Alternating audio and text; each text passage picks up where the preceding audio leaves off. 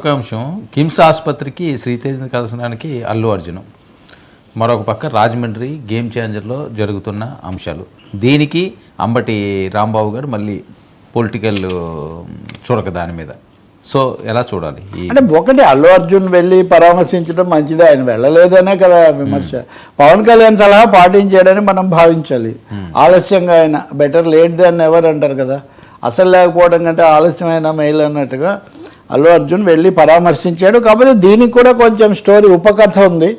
దానికంటే ముందు వెళ్తానని రామ్ గోపాల్ పేట పోలీస్ స్టేషన్ను ఆయన తెలియజేయాలి కదా, పోలీసులకు తెలిపారా లేదా, విన్నారా లేదా, ఇవి కదా సంధ్యా థియేటర్ ఘటనలో ముఖ్యమైన ప్రశ్నలు.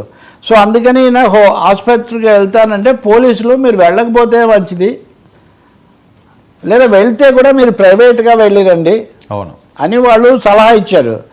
సో అది అయినా బహుశా ఆయన వెళ్ళటమే మంచిదని నిర్ణయించుకున్నట్టున్నాడు, వెళ్ళారు.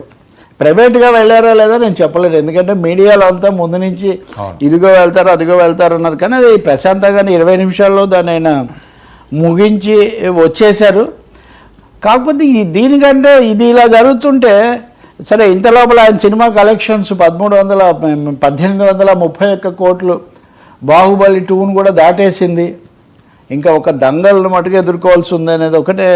ఇలాంటి వార్తలు కూడా వచ్చాయి ఆయనకు. He got some good news from film front and also court కూడా బెయిల్ ఇచ్చింది, ముందస్తు బెయిల్ కదా. 2-3 సమాచారాలు ఇటు ఉన్నాయి.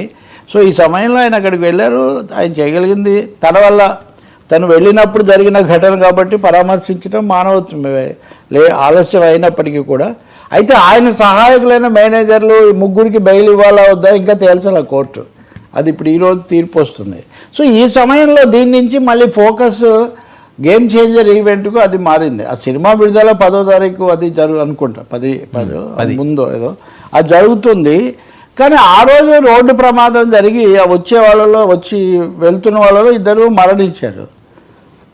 ఆ 2 మరణించిన ఘటన ఇప్పుడు రాజకీయంగా దుమారంగా మారింది. ఇప్పుడు సినిమాల పోటీ, హీరోల పోటీ అవన్నీ అయిపోయి ఒక విధంగా ఈ ప్రమాదాల పోటీ, ఈ ప్రమాదాల మీద ప్రతిస్పందనల పోటీలాగా ఇది తయారైంది. ఇంకా ఒక మాట కూడా చెప్తానండి ఈ విషయం మీద. కన్నబాబు స్థానిక నాయకుడు, పైగా చిరంజీవి కుటుంబానికి ఎప్పుడో ఒకప్పుడు ప్రజారాజ్యం తరఫున ఇంకో విధంగా ఉన్న వ్యక్తి, ఆయన మాట్లాడాడు. ఆయన చాలా బాధాకరం, సానుభూతి, జాగ్రత్తగా ఉండాలి, ప్రభుత్వం సహాయపడాలి, ఈ విధంగా మాట్లాడారు. మీ తర్వాత బయట కూడా మీరు చూడొచ్చు. కన్నబాబు వర్సెస్ రాంబాబు అని అంబటి రాంబాబు గారు మట్టుకు ఇక్కడ సంధ్యా థియేటర్ ఘటనలు వాటిని పోటీ పెట్టి ఆయన మాట్లాడారు. పవన్ కళ్యాణ్ చెప్పే నీతులన్నీ మీరు ఇతరులకైనా ఇవన్నీ చేస్తారా? ఇంకా కొంతమంది వైసీపీ సోషల్ మీడియాలో అయితే పవన్ కళ్యాణ్ అరెస్ట్ చేయాలి, అవును, అల్లు అర్జున్ అరెస్ట్ చేసినప్పుడు పవన్ కళ్యాణ్ ఎందుకు అరెస్ట్ చేయరు, ఈ పద్ధతిలో మాట్లాడారు ఎక్స్ట్రీమ్గా. రాంబాబు మట్టుకు అవన్నీ ఇక్కడ వర్తించవా, అక్కడ 2 కోట్లు ఇస్తే ఇక్కడ ఏం చేస్తారు, ఈ పద్ధతిలో రోడ్లు బాగాలేవు కాబట్టి మరణించారు, ప్రమాదం జరిగిందని పవన్ కళ్యాణ్ ట్వీట్ పెట్టారు. బాధాకరం, వాళ్ళకి సానుభూతి, జాగ్రత్తగా. ఆ రోజు ఆయన చెప్పాడు జాగ్రత్తగా వెళ్ళండి అని కూడా చెప్తూనే ఉంటాము, జరుగుతూనే ఉంటాయి అనుకో.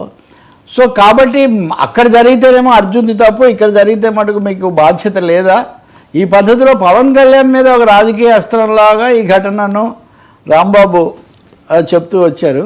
ఇంకా మూడోది, రోడ్లు బాగాలేవు అంటే మీ కార్యక్రమంలో ప్రోగ్రాంలో చనిపోతే రోడ్లు మా వైసీపీ తప్పు, అక్కడ జరిగితే మటుకు అల్లు అర్జున్ తప్ప, ఇలాంటి ప్రశ్నలు. నేను చెప్పేది ఏంటంటే, మొదటిది అప్పుడైనా ఇప్పుడైనా జాగ్రత్తలు పాటించాలి.